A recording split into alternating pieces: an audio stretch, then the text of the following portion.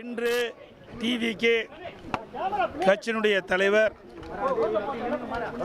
திரு விஜய் அவர்கள் கரூரிலே பொதுக்கூட்டத்திலே பேசிக் கொண்டிருந்த பொழுது கூட்ட நெரிசல் ஏற்பட்டு மூச்சு திணறி பல பேர் இறந்துள்ளதாக செய்திகள் வெளிவந்துள்ளன.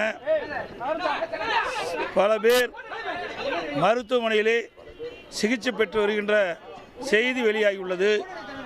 இது மிகுந்த அதிர்ச்சியை ஏற்படுத்தியுள்ளது, மிகுந்த வேதனையும் ஏற்பட்டுள்ளது. மருத்துவமனையில் சிகிச்சை பெற்று வருகின்றவர்களுக்கு அரசு உரிய முறையில் சிகிச்சை அளித்து அவர்களை காப்பாற்ற வேண்டும் என்று இந்த நேரத்தில் கேட்டு, இறந்தவர் குடும்பத்திற்கு எனது ஆழ்ந்த இரங்கலையும் வருத்தத்தையும் தெரிவித்ததோடு அரசு இறந்த குடும்பத்தாருக்கு நிவாரண உதவி வழங்க வேண்டும் என்று கேட்டுக்கொள்கிறேன். அதாவது என்ன, இது செய்தியில் தான் நான் பார்க்குறேன் ஒழிய என்ன நடந்தது என்பது எங்களுக்கு முழுமையாக தெரியாது. இந்த ஊடகத்தில் வருகின்ற செய்தியின் அடிப்படையில் தான் இந்த கருத்தை சொல்லியிருக்கிறேன்.